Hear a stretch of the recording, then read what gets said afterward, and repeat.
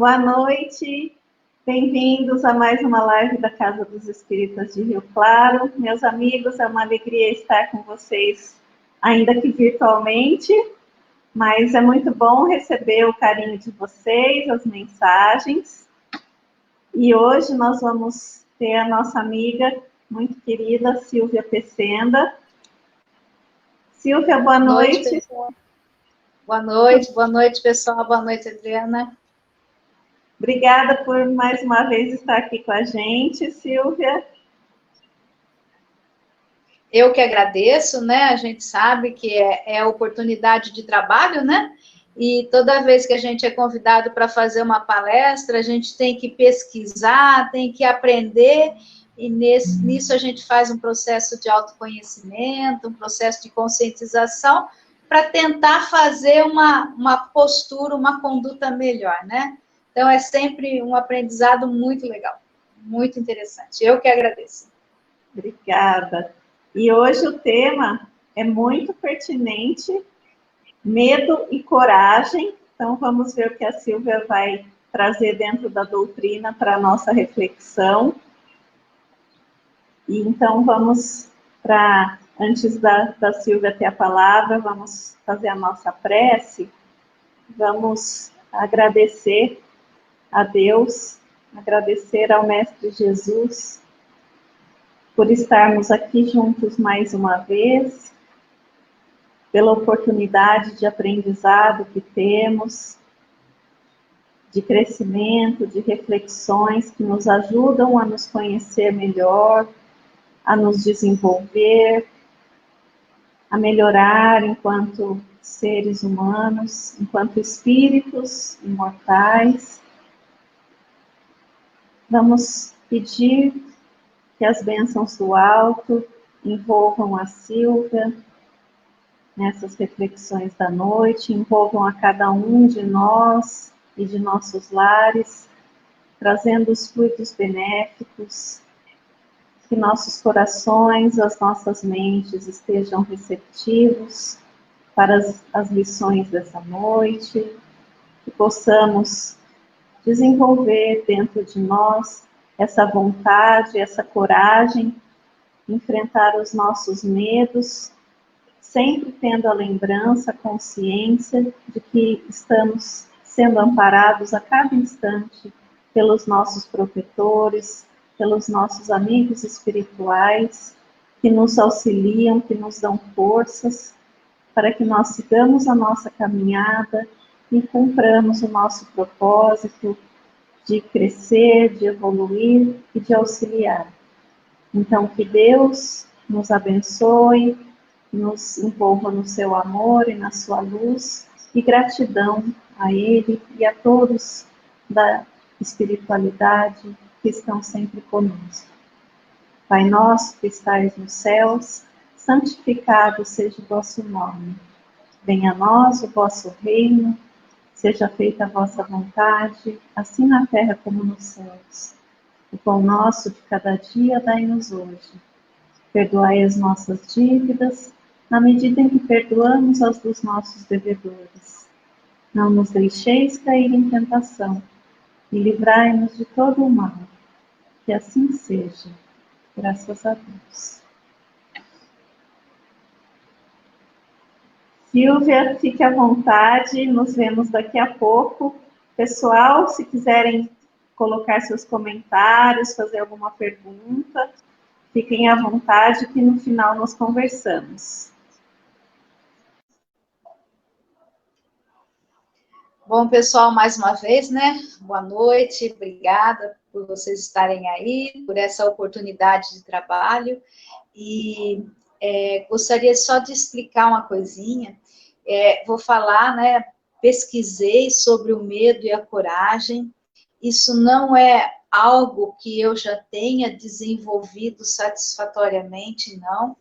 Como eu comentei com a Adriana, toda vez que a gente prepara uma palestra, é uma oportunidade de aprimorar esse conhecimento, mas, sobretudo, o autoconhecimento, para que a gente consiga realmente perceber aonde estão as nossas dificuldades e, com isso, fazer esse processo de crescimento, de amadurecimento. eu achei bastante coisa legal na literatura espírita, gostaria de compartilhar com vocês, sobretudo esse momento que a gente está vivenciando. Então, assim, hoje nem acho que vai ser uma palestra, vai ser uma aula. E eu gostaria de desenvolver bem tranquilamente, passando tudo que eu descobri para vocês, que eu achei muito legal, bastante interessante. E é isso daí, tá bom? Vamos ver se a gente consegue, né, ter um melhor conhecimento do que é o medo e da coragem, tá bom? Então, vamos lá.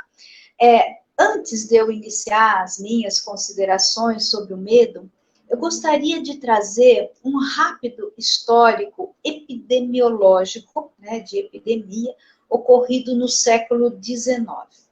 Então, nós sabemos que problemas de saúde pública sempre ocorreram e de tempos em tempos nós tivemos o adoecimento físico das pessoas, culminando num consequente adoecimento psíquico, adoecimento íntimo.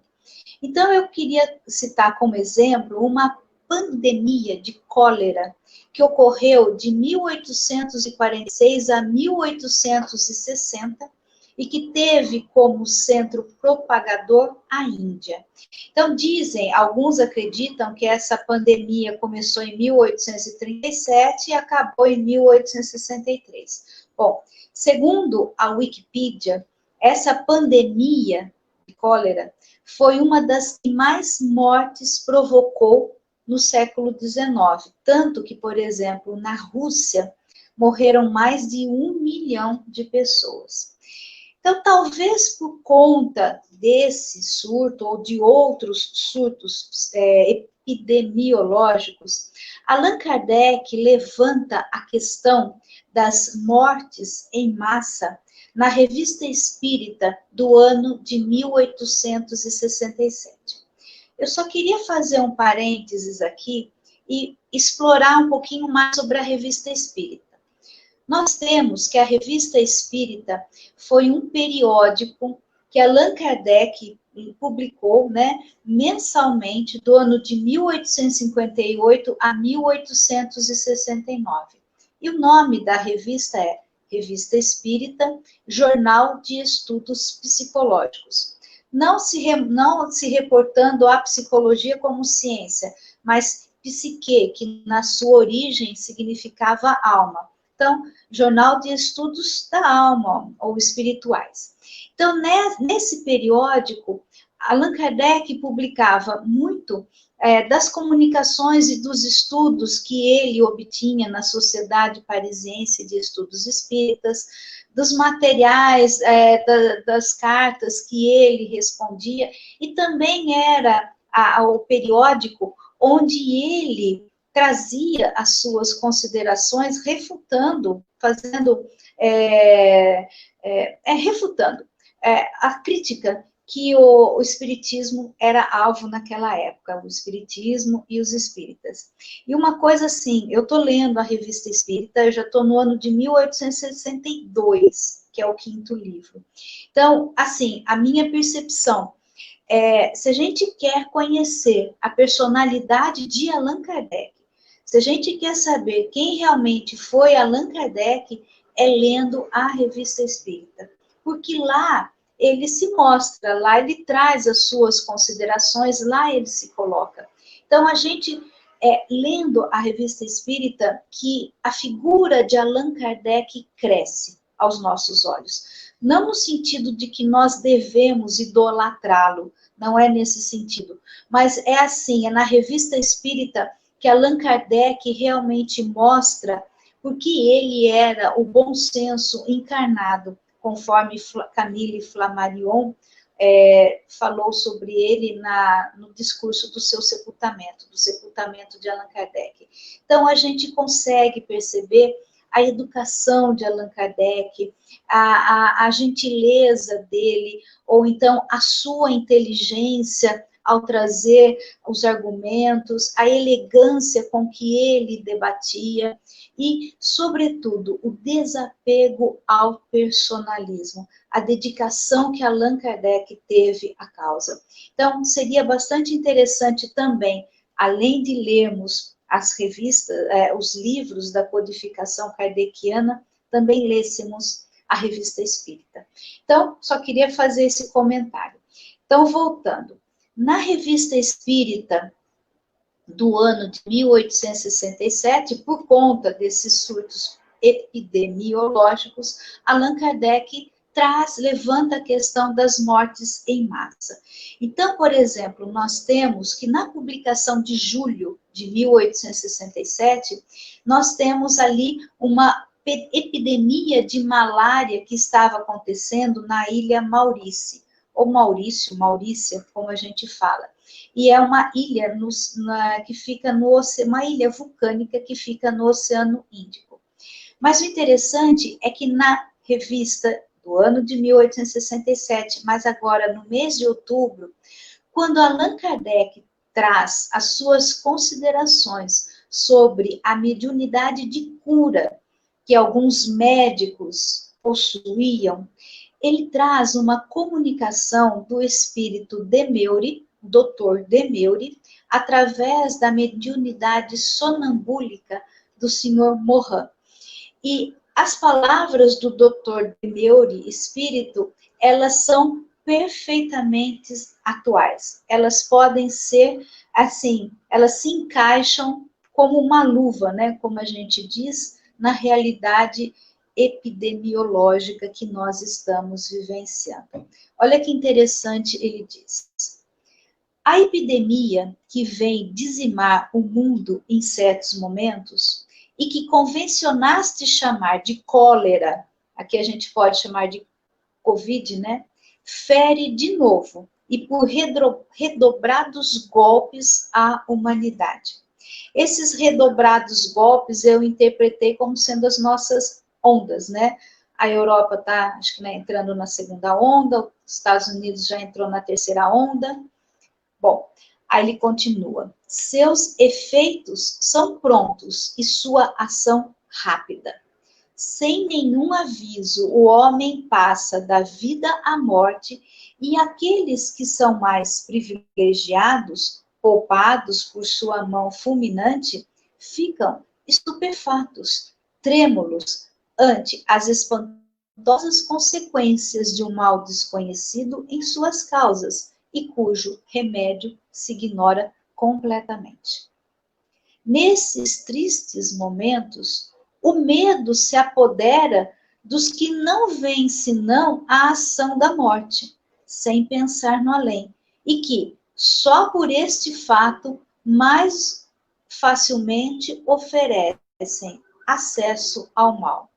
Então, uma coisa interessante, justamente em razão da incerteza quanto à imortalidade do que realmente acontece, o que é esse ser imortal, é que aumenta ainda mais o pavor das muitas pessoas da partida do planeta Terra, sobretudo diante de uma pandemia.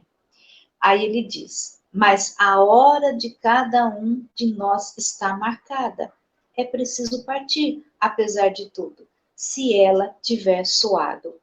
A hora está marcada para bom número de habitantes do universo terrestre, que dele parte todos os dias. Pouco a pouco, o flagelo. O que é um flagelo, pessoal? Uma calamidade, uma catástrofe, um sofrimento. Então, pouco a pouco, o flagelo se espalha e vai estender-se por toda a superfície do globo. Exatamente, pessoal, que nós estamos vivenciando, e isso foi publicado em 1867. Este mal é desconhecido, e talvez o seja mais ainda hoje. Por quê? À sua constituição própria, juntam-se diariamente outros elementos que confundem o saber humano e impedem de achar o remédio necessário para deter a sua marcha. Ainda não temos remédio para o Covid. O que a gente tem são algumas coisas, mas não é o remédio que efetivamente cura. Nós temos alguns remédios que aliviam os sintomas, mas que não curam ainda a Covid. Então, os homens, malgrado a sua ciência, devem sofrer as suas consequências. E esse tipo de flagelo destruidor é, muito simplesmente, aí vem a interpretação do Dr. Demeuri, um dos meios para ativar a renovação da humanidade que deve realizar-se. Não vos inquieteis. Para vós, espíritas, que sabeis que morrer é renascer, se fordes atingidos e partir, não ireis à felicidade? Se, ao contrário, fordes poupado, agradecei a Deus que assim vos permitirá aumentar a soma dos vossos sofrimentos e pagar mais pela prova. Como foi que eu interpretei este parágrafo? Se chegou a nossa hora, se nós falecemos por conta, por exemplo, do Covid, ou nessa época, ou se ficarmos, nós teremos de enfrentar os naturais desafios, tanto da realidade espiritual quanto da realidade material. Só que, por conta dessa pandemia, a realidade material ela não vai ser mais fácil, ou menos confusa, ou mais desafiadora. Então, seja indo ou seja ficando, nós estamos vivendo realmente num momento bastante crucial. Aí ele continua.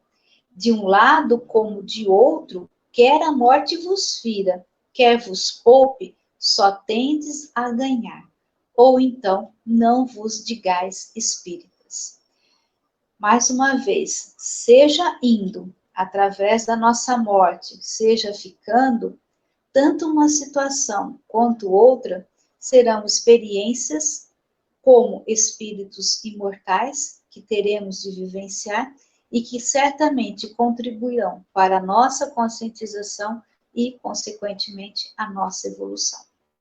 Então, essa é a mensagem do Dr. Demeuri quanto às epidemias, mais uma vez falando, que Allan Kardec publicou na Revista Espírita de outubro de 1867, porque estava acontecendo tanto uma pandemia na Europa de cólera, como de malária na Ilha Maurícia, né?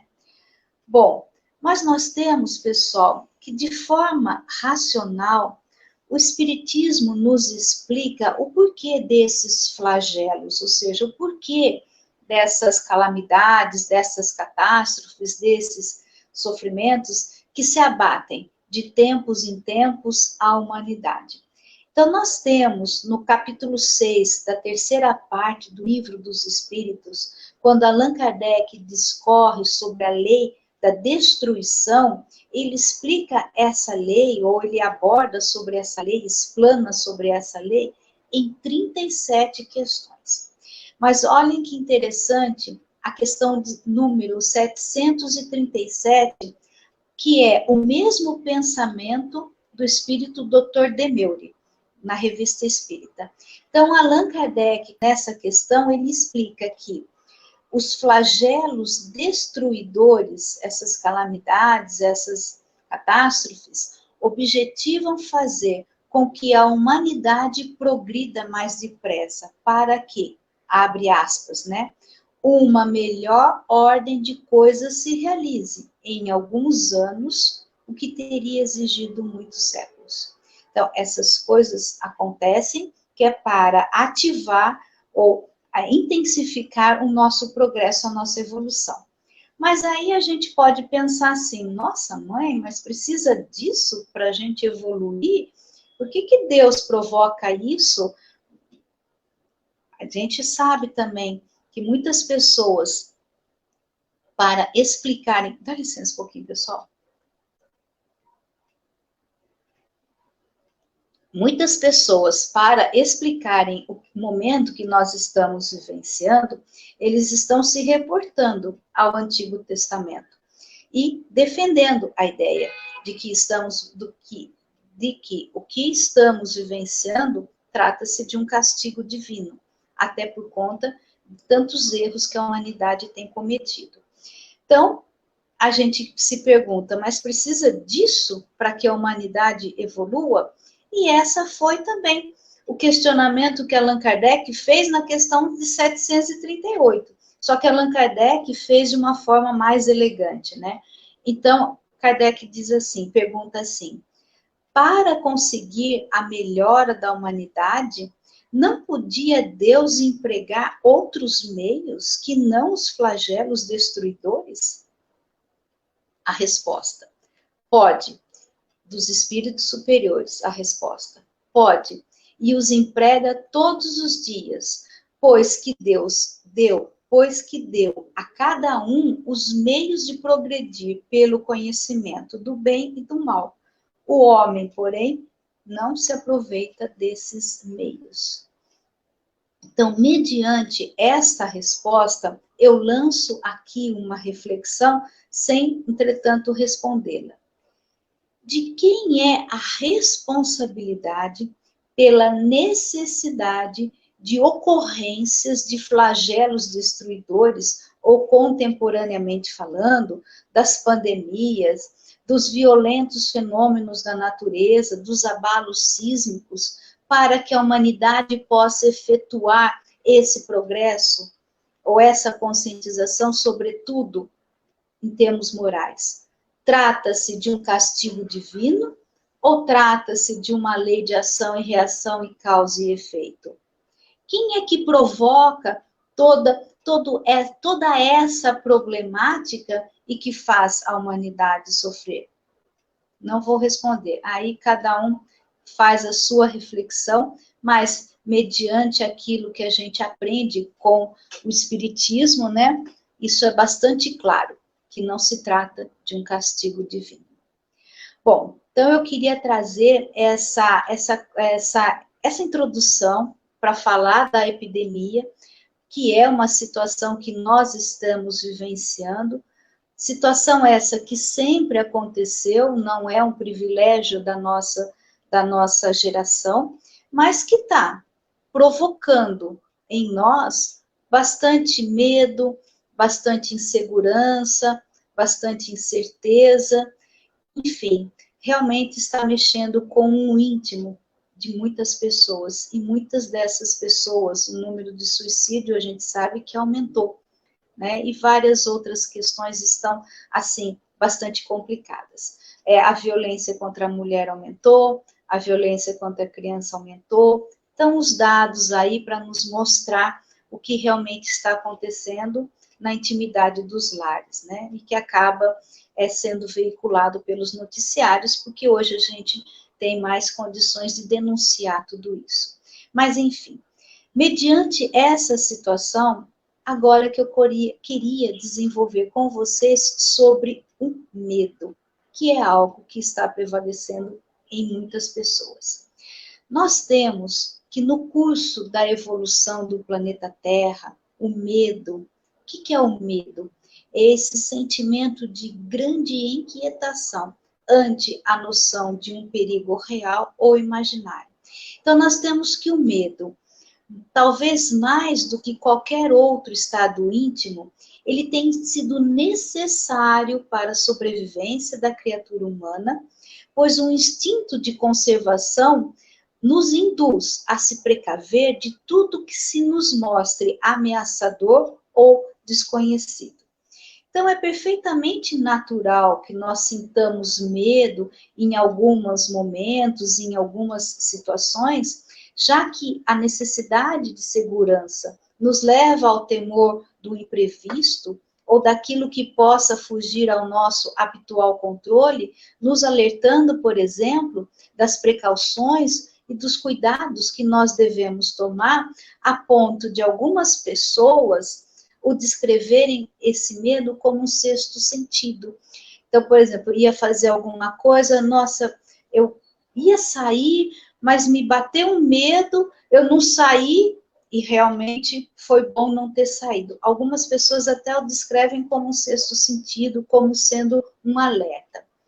Mas esse medo, ou esse sentimento de inquietação, quando ele é demasiado, quando ele está em descontrole, ele tende a provocar uma série de inconvenientes de ordem física e de ordem psicológica, pois ao intensificar essa percepção do perigo ou essa percepção da ameaça, ele tende a nos tornar pessoas angustiadas, apavoradas, ansiosas, aflitas, com uma série de preocupações que, no seu extremo, pode se transformar nos mais diversos tipos de fobia ou até mesmo numa crise de pânico.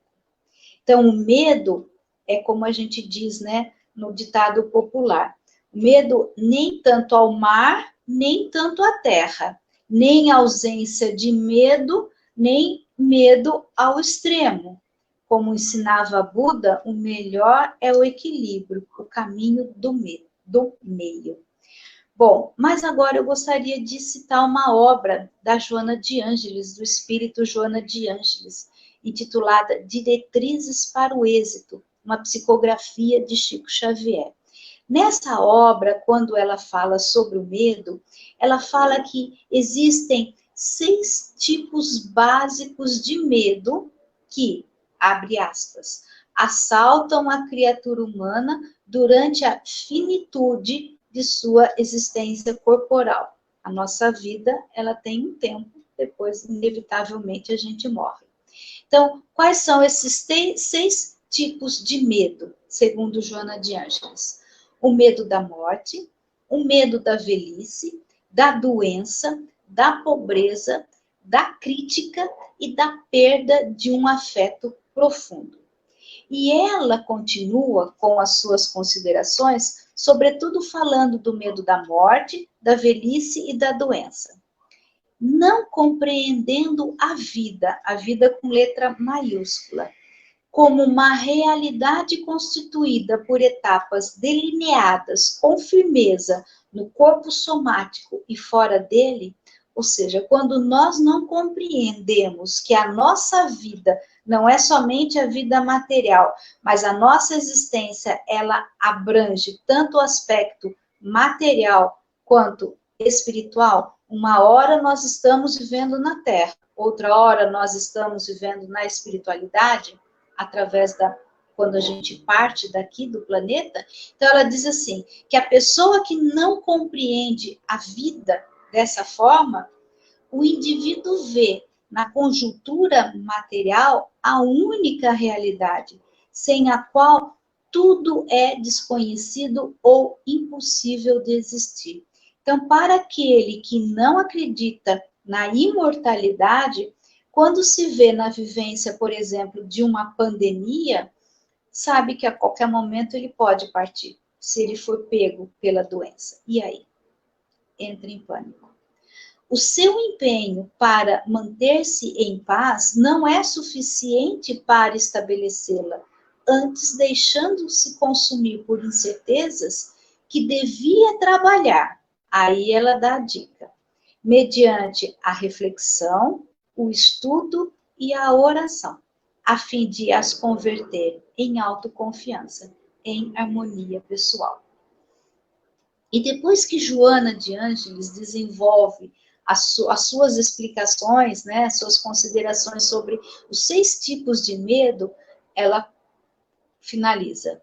E os medos multiplicam-se, especialmente na atualidade, em razão da insegurança que campeia em todos os setores do comportamento, propiciando o receio de perder-se um emprego.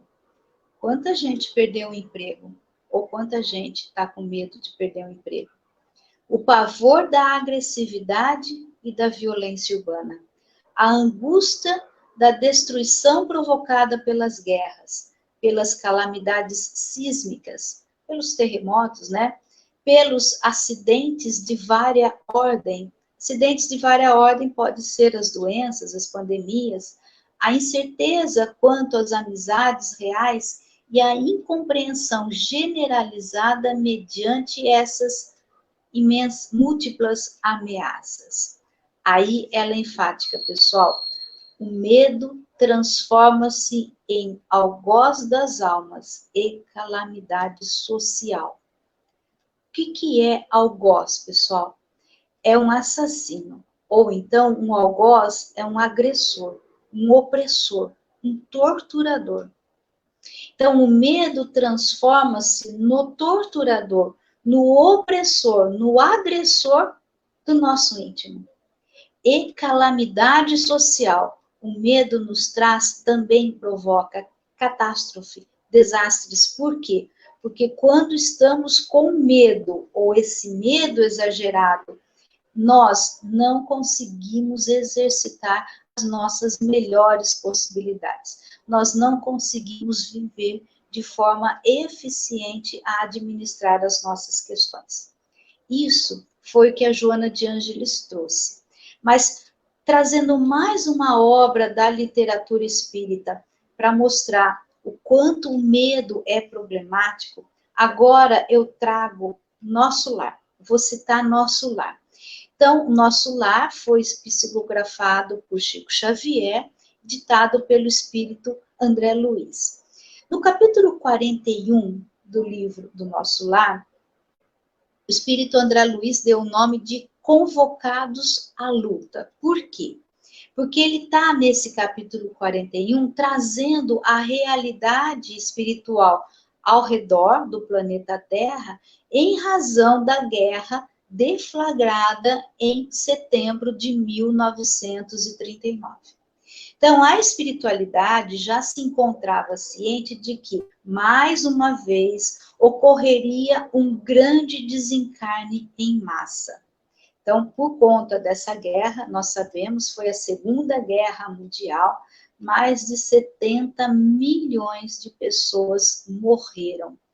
E esse episódio ele foi registrado de uma forma bastante bonita no filme Nosso Lar. Quem assistiu, quando André Luiz sai, né, dos muros do Nosso Lar e começam a chegar aquelas pessoas através do gramado, né, que tinham sido vítimas da guerra e estavam sendo recebidas na colônia Nosso Lar, como foram recebidas em várias colônias, né.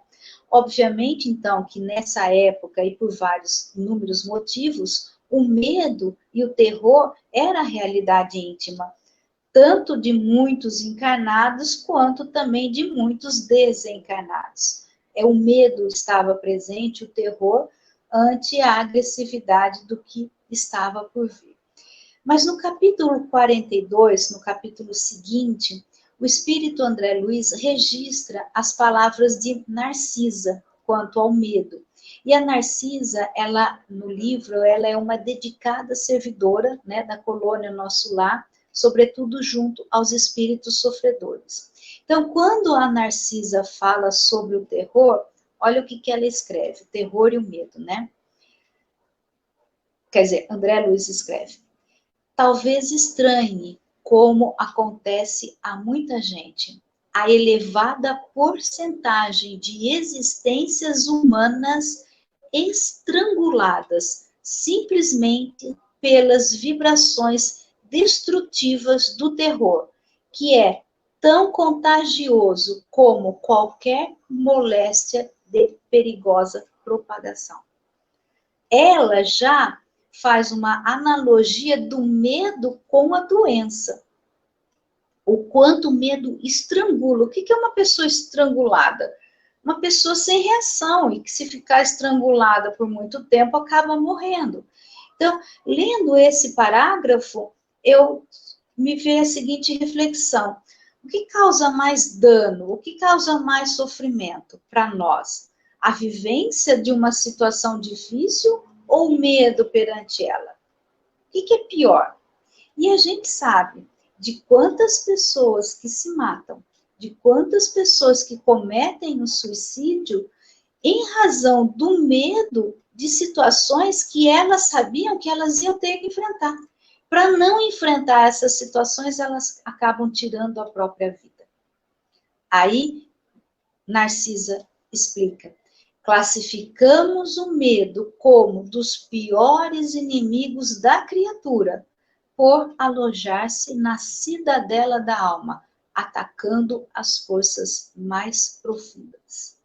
Então, tanto Joana de Ângeles quanto André Luiz, quando registra as palavras de Narcisa, nos mostram o quanto esse medo fora de controle, esse medo exagerado, tende a nos provocar muito mais problema do que benefício. O quanto ele atrapalha a nossa vida. Mas se nós sabemos que o medo pode suscitar tantos malefícios, ou malefícios dos mais complexos, como que nós vamos vivenciar esse sentimento, vivenciar com equilíbrio esse sentimento que se mostra necessário em algumas situações? Em algumas situações nós temos que ter medo, porque é uma forma de se precaver. Então, qual é o primeiro passo para dominar o medo? Ou utilizar esse medo a nosso favor? Então, daquilo que eu pesquisei, o que eu descobri?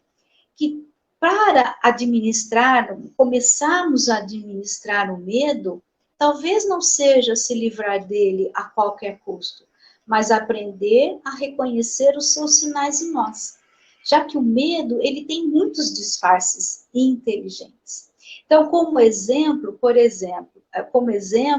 o medo pode estar mascarado naquilo que nós afirmamos não ter tempo para fazer.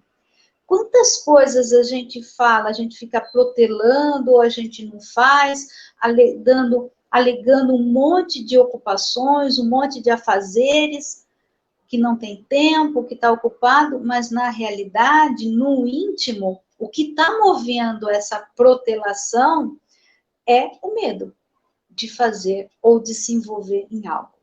Também, o medo pode estar mascarado naquilo que nós achamos que os outros não nos deixam fazer. Então, quantas vezes também nós usamos como justificativa as outras pessoas, eu tenho que cuidar disso, ele não me permite, ou ela não me incentiva. Quer dizer, nós jogamos para o outro a responsabilidade por não estarmos realizando algo, mas na essência, o que está nos movendo é o medo. E também, o medo pode estar mascarado naquilo que nós achamos que é uma prudência. Eu sou prudente, eu vou me prevenir. Na realidade, é prevenção, é prudência ou é medo? Então, o medo, ele tem esses disfarces inteligentes. Mais uma vez, citando Joana de Ângeles, só que agora na obra O Despertar do Espírito, também outra psicografia de Divaldo Pereira Franco, ela fala sobre a importância de nós reconhecermos os nossos medos. Então ela diz assim, aqueles que reconhecem possuir o sentimento, ou seja, o sentimento do medo, com mais facilidade enfrentam-no, podendo controlá-lo, enquanto que aqueles que o negam mascaram-no e sofrem-lhe os efeitos perturbadores, tombando não raro em colapsos nervosos diante de situações embaraçosas, graves ou não, que exigem serenidade para decidir e valor moral para enfrentar. Então, quando nós negamos que estamos com medo, aí sim, como eu li numa outra obra, né? Quando a gente reprime o nosso medo, não, eu não estou com medo, a gente está reprimindo, a gente não está querendo reconhecer, não está querendo admitir. A gente joga para o subconsciente e para o consciente. Só que estando no subconsciente ou estando no inconsciente, ainda que ele esteja sendo reprimido, ele continua influenciando as nossas atitudes. Ele está ali, atuando, só que nós não estamos querendo prestar atenção nisso, tá? Então, ela diz assim, que o medo não nos permite ter a devida serenidade e o valor moral. A gente vai falar sobre esse valor moral mais para frente. Aí, mais para frente, ela diz assim, é necessário que o paciente se conscientize do próprio medo. Mais à frente, numa autoanálise cuidadosa, é possível identificar as dificuldades e trabalhá-las, recuperando o equilíbrio abalado. Então, pessoal, não adianta admitir que nós não temos os nossos medos. Nós temos os nossos medos e temos que ser sinceros conosco mesmo, pelo menos. Não precisa falar para os outros que estamos com medo disso ou daquilo, mas a gente tem que reconhecer quando o sentimento que está prevalecendo é um medo e procurar trabalhar de alguma forma. Às vezes a gente precisa até de uma ajuda, de um terapeuta. Mas é importante nós olharmos para isso, porque ele tende a nos castrar, a nos bloquear, a nos estrangular. Ele é, segundo Narciso, o nosso maior inimigo, nosso medo, ou os nossos medos, né? Achei também uma outra consideração, só que agora do médico e espírita Andrei Moreira, na sua obra Cura e Autocura.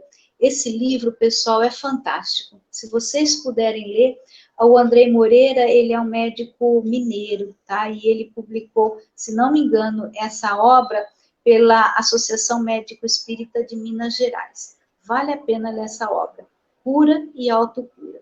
Então, num determinado ponto, ele diz assim: o medo negado se transformará em confrontamento, comportamento de risco que não saberá reconhecer limites ou perigos. Então, se a gente não quer ter medo, a gente muitas vezes é imprudente. E a sua vivência exacerbada será o pânico, doença comum na atualidade. Mais uma vez, a importância de reconhecermos o nosso medo. Por quê? Se nós, por um lado, negamos, por outro, nós podemos viver até uma crise de pânico. Se a gente costuma dar a ele o valor demasiado ou não saber administrá-lo com equilíbrio. Mas então, qual é o sentimento oposto ao medo? Eu sei que o título da palestra já deu o spoiler, né? Mas eu quero fazer mesmo assim um certo suspense. Qual é o sentimento oposto ao medo? Então, quem nos dá a dica, ou uma das dicas, é o apóstolo Paulo, em sua segunda epístola a Timóteo, capítulo 1, versículo 7, quando ele diz assim: porque Deus não nos deu o espírito de temor, mas de fortaleza, de amor e de moderação. Esse espírito de fortaleza e de moderação nada mais é do que a coragem.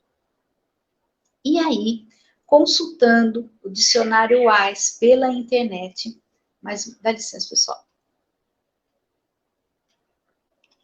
Nós encontramos algumas definições que por si só de ler as definições que eu encontrei no dicionário, né, já me motivaram a que eu administrasse os meus medos de uma forma mais efetiva, porque até então eu não sabia que coragem era tudo isso, né? Muitas vezes a gente acha que coragem é a ausência de medo, e não é isso. Então, segundo as definições do dicionário Wise pela internet, não sei se é assim que pronuncia, tá, pessoal? Eu falo assim, Wise. Então, vamos lá. A primeira definição de coragem: moral forte perante o perigo, os riscos, bravura, intrepidez, moral forte. Segunda definição: firmeza de espírito para enfrentar situação emocionalmente ou moralmente difícil. Firmeza de espírito. Também é qualidade de quem tem grandeza de alma, nobreza de caráter, hombridade. Por incrível que pareça, pessoal, em algumas situações, para você ser honesto, ou para você fazer as coisas certas, parece que você tem que ficar batendo de frente com os outros. Parece que você tem que ser corajoso, porque crítica e repúdio você tem. Por incrível que pareça, para ser honesto e para fazer as coisas corretas, determinadas situações você tem que ter coragem. Ou seja, grandeza da alma, nobreza de caráter, hombridade. Também é determinação no desempenho de uma atividade necessária. A mesma coisa que zelo, perseverança, tenacidade. E a quinta definição, capacidade de suportar esforço prolongado, paciência. Então, mediante essas definições, o que nós podemos afirmar? Que coragem não se trata de ausência de medo, não se trata de arrogância, e muito menos de um comportamento imprudente ou de um comportamento irresponsável, como muitos possam acreditar. Mas a coragem é resistência ao medo, é domínio do medo. Por quê? Porque a coragem, ela se manifesta através de uma ação consciente, a despeito do medo. Ela se caracteriza pela segurança, pela fortaleza, pela moderação nas atitudes e pela lisura de caráter. Isso é coragem. Mas o interessante é que medo e coragem se misturam em nosso íntimo, porque nós podemos ser extremamente corajosos para algumas coisas e frágeis para outras. Então, por exemplo, a gente pode ser corajoso para enfrentar uma situação difícil, complexa, e ser medroso diante de uma agulha, ou de uma agulha de injeção, ou na cadeira de um dentista. Então, nós ainda temos essas duas situações, medo e coragem. E, mais uma vez, citando uma outra obra da literatura espírita, a Agenda Cristã. A Agenda Cristã, ela também foi ditada pelo espírito André Luiz, psicografada por Chico Xavier. Na Agenda Cristã, em três pontos, André Luiz traça um paralelo entre o medo e a coragem. Então, ele diz assim, na capítulo 11, use a coragem, sem abuso. O corajoso, em muitas situações, é simples e imprudente. Então, tem muitas pessoas que fazem as coisas, né, falando que são corajosas. Não, na realidade não está sendo corajosa, ela não está analisando o perigo de forma adequada. No capítulo 20, o corajoso suporta as dificuldades superando-a. O temerário, o que é o temerário? O imprudente, o arrojado, afronta os perigos sem ponderá-lo. E essa outra citação que eu achei, né, no capítulo 16 agora, também, Agenda Cristã, corajoso é o que nada teme de si mesmo. Pessoal, por incrível que pareça, as coisas que mais temos medo é de reconhecer as nossas fragilidades, as nossas imperfeições, as nossas deficiências. O maior medo que a gente tem é de se autoconhecer. Por isso que o Espírito Santo Agostinho nos traz, no Livro dos Espíritos, Allan Kardec, né, na questão 990, alguma coisa, a importância do autoconhecimento. Tá? Então, isso são as considerações que eu quis trazer para vocês com relação ao medo, com relação à coragem, justamente nessa situação que nós estamos vivendo de pandemia, que a gente sabe que a situação está complicada em vários setores, em vários lares, em vários íntimos, mas a gente precisa realmente saber que isso que estamos passando não sempre aconteceu, vai acontecer toda vez que o nosso comportamento estiver desviando, nosso comportamento como humanidade não estiver caminhando para um progresso efetivo. E nós mesmos, pelos nossos próprios comportamentos como humanidade, estaremos provocando todas essas situações. Não se trata de um castigo divino. Na minha concepção, apenas a lei de ação e reação, causa e efeito. Tá bom? Então, para finalizar, eu trouxe também outra consideração do espírito Joana de Ângeles na obra Jesus e Vida, e que encaixa como uma luva com aquilo que estamos vivenciando. Então, ela diz assim: quando se busca a saúde, deve-se ter em pauta o comportamento mental, emocional e social.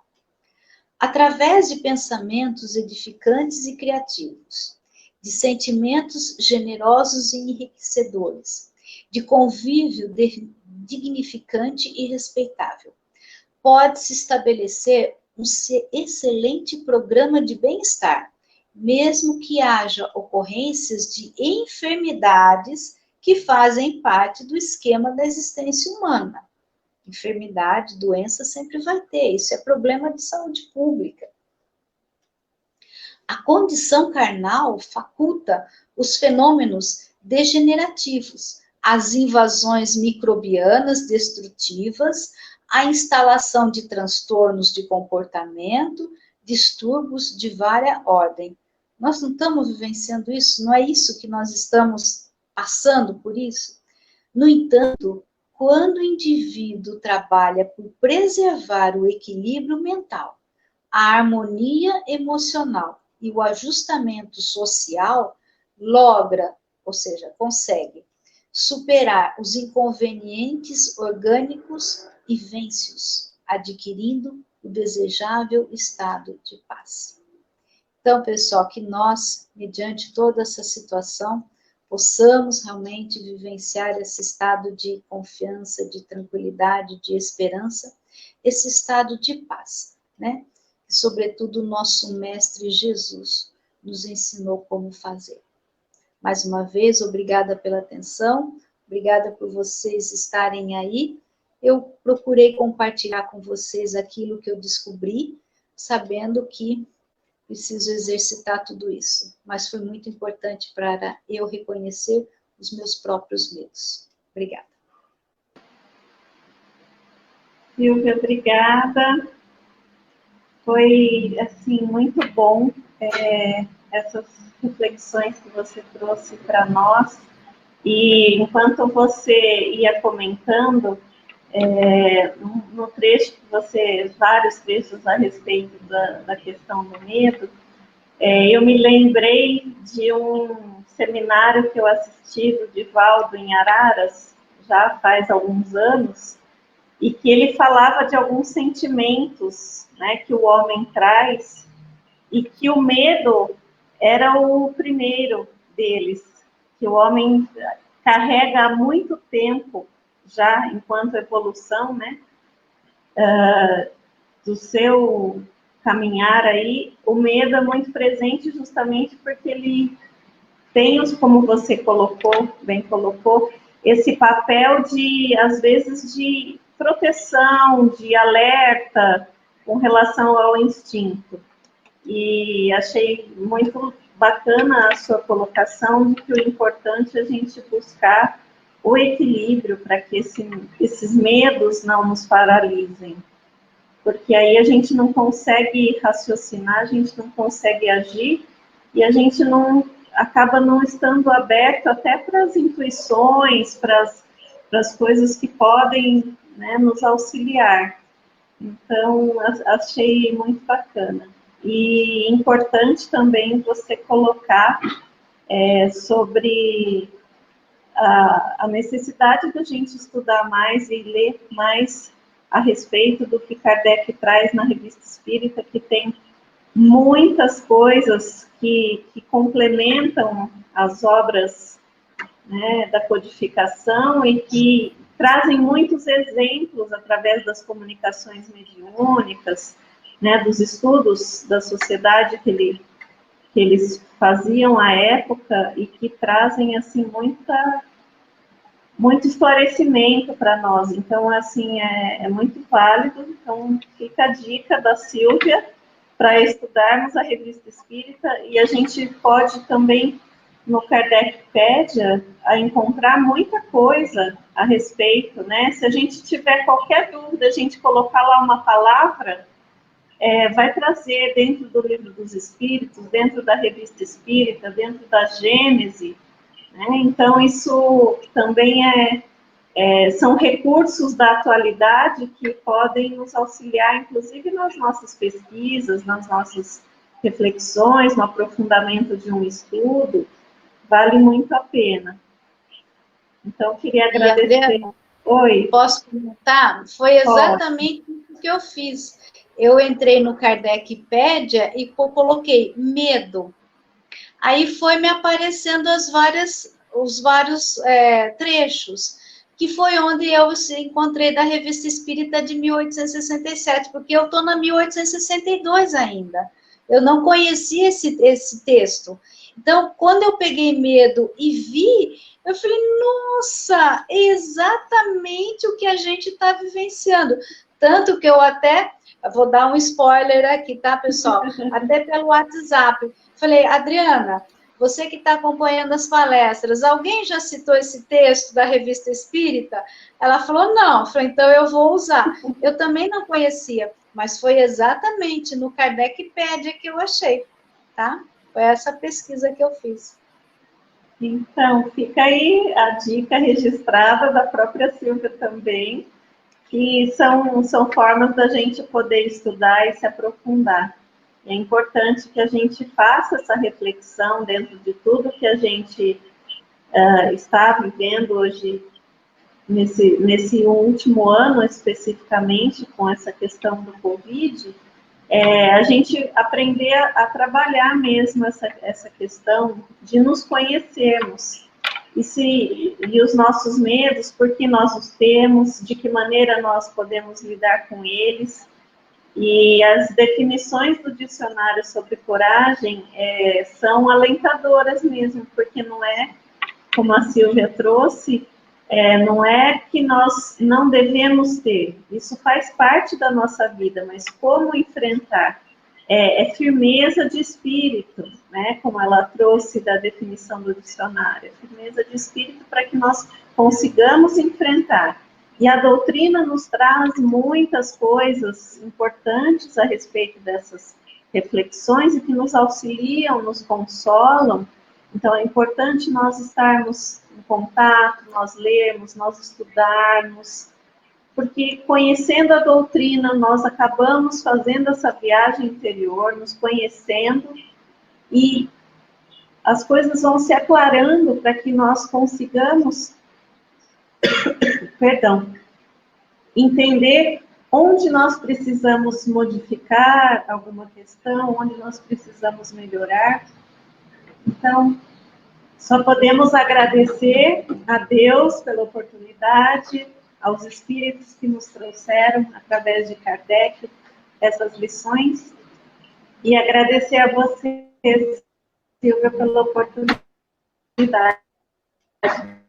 dessa noite. Eu que agradeço. E antes da gente encerrar com a prece, gostaria de deixar aqui que a semana que vem nós teremos a live com o Matheus, querido amigo, Matheus Oliveira.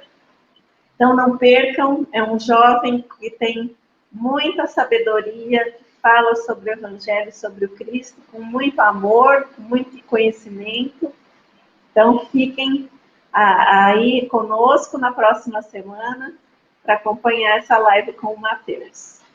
Então vamos agradecer pela oportunidade desta noite, agradecer ao Mestre Jesus, que tantos emissários tem nos enviado ao longo dos séculos e que Ele próprio aqui esteve transformando a nossa vida através dos seus exemplos, através dos seus ensinamentos, que possamos estar irmanados, envolvidos nesse amor, nessa luz divina, que essas bênçãos do alto cheguem até nós, aos nossos lares, aos nossos familiares, aos nossos amigos, a todos os nossos irmãos em humanidade, a todos os necessitados, a todos os desencarnados, que nós possamos emitir de nós o nosso melhor sentimento, o nosso melhor pensamento, o nosso amor a todos aqueles que precisam. Que assim seja. Graças a Deus. Boa noite, Silvia. Boa noite, pessoal. Um beijo para vocês e até a próxima quarta-feira.